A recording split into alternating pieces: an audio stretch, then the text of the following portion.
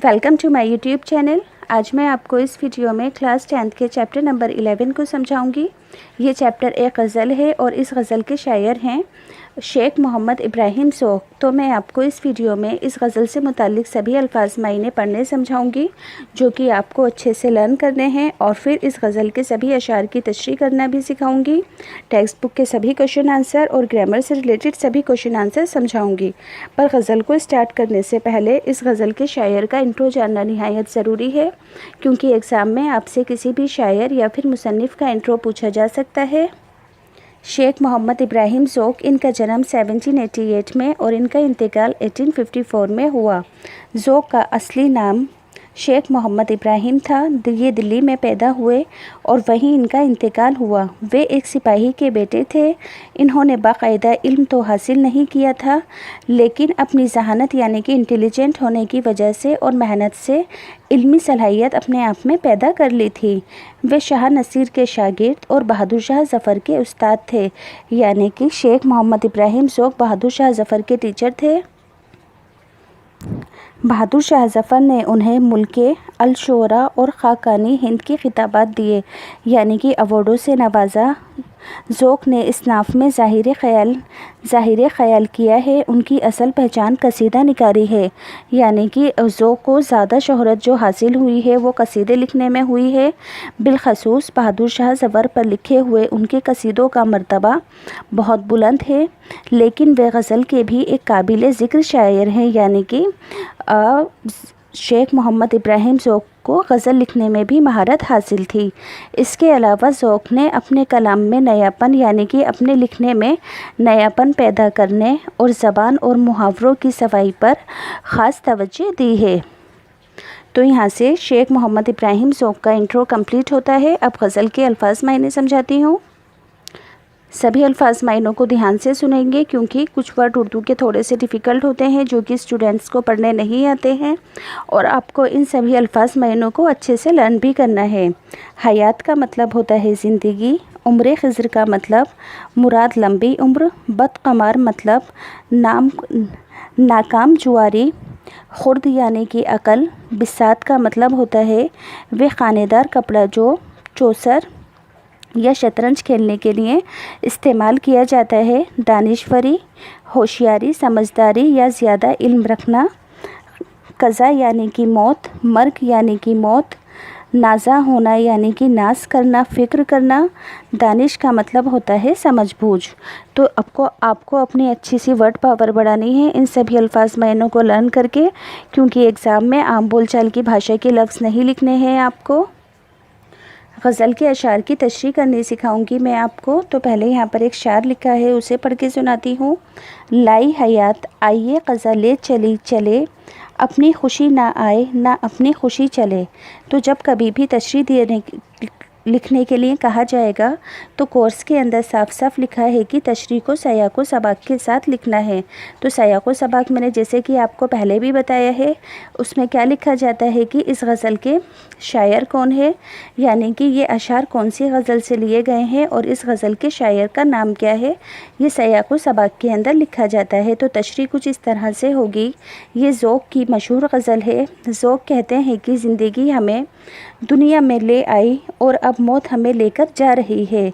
इस आने जाने में हमारा कोई इख्तियार नहीं है, यानी कि इस आने जाने पर हमारा कोई बस नहीं है। ना हम अपनी खुशी से आए और ना ही हम अपनी खुशी से जा रहे हैं।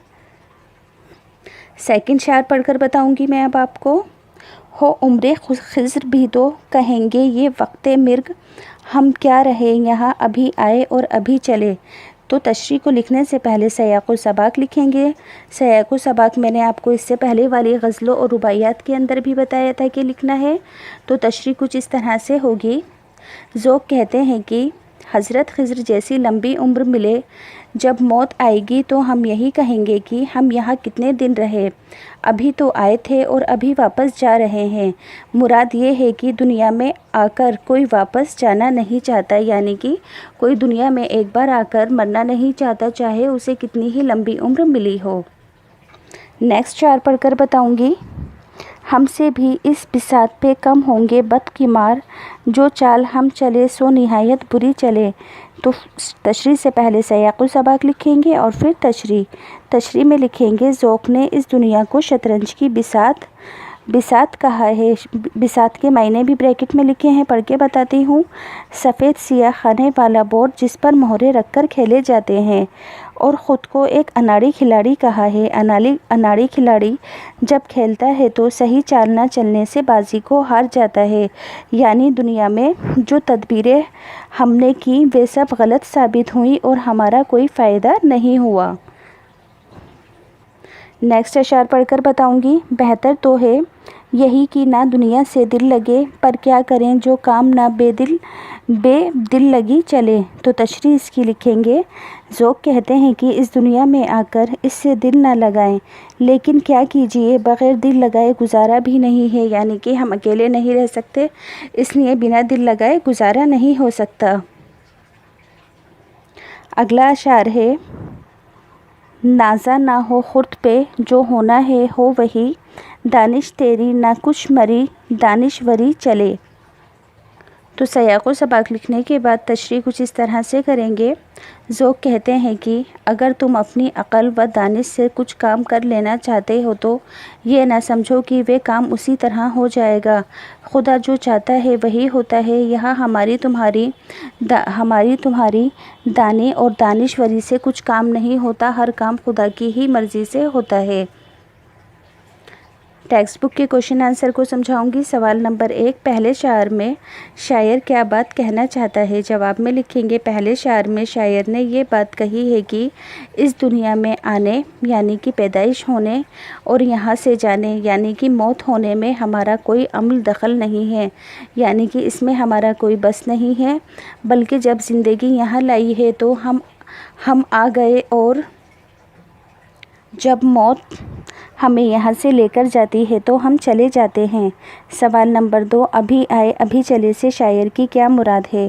جواب میں لکھیں گے کوئی شخص دنیا میں ایک طویل عرصے تک ہے، یعنی کہ وقتی طور پر ہے، لیکن اسے زندگی کے آخری دنوں میں یہی لگتا ہے کہ ہم تو ابھی آئے اور ابھی جا رہے ہیں، یعنی دنیا میں بہت مختصر قائم کیا ہے، یعنی کہ دنیا میں ہم تو بہت کم ٹائم کے لیے رہے تھے، ابھی پیدا ہوئے اور ابھی مر رہے ہیں۔ سوال نمبر 3، دنیا سے دل لگانے کے کیا معنی ہیں؟ جواب میں لکھیں گے دنیا سے دل لگانے کے معنی یہ ہیں کہ دنیا کی رنگینیوں میں کھو جانا، دنیا کی ہر شے کو عزیز سمجھنا یعنی کہ بہت خاص سمجھنا، جبکہ دنیا ایک روز خود ختم ہو جائے گی اور کوئی بھی چیز یعنی کہ شے باقی نہیں رہے گی۔ اس لیے صوفیہ کہتے ہیں کہ دنیا ایک سرائے فانی ہے، اس سے دل نہ لگاؤ، یعنی کہ یہ وقتی طور پر ہے، یہ ختم ہو جائے گی، اس سے آپ اپنا دل مت لگاؤ۔ سوال نمبر 4، شاعر نے عقل پر فخر کرنے سے کیوں منع کیا ہے؟ جواب ہوگا شاعر نے اس لیے منع کیا ہے کہ بعض اوقات یعنی کہ کچھ اوقات یعنی کہ وقت کی جمع کتنی ہی سمجھداری ہوشیاری سے کام کیا جائے، کہیں نہ کہیں کوئی نہ کوئی غلطی رہ جاتی ہے اور کام ادھورا رہ جاتا ہے۔ اگر عقل ہی سے تمام مسائل یعنی کہ سبھی پرابلمز حل ہو جائیں تو پھر تقدیر کی کوئی اہمیت نہیں رہ جاتی۔ اس لیے بزرگ کہتے ہیں کہ تقدیر میں جو لکھا ہے وہ ہو کر رہتا ہے۔ تو یہاں سے یہ چیپٹر کمپلیٹ ہوتا ہے۔ اگر آپ کو آپ کے لیے یوزفل لگتا ہے تو پلیز چینل کو سبسکرائب کر دیجئے، ویڈیو کو اپنے فرینڈز کے ساتھ شیئر کیجئے اور لائک بھی ضرور کیجئے۔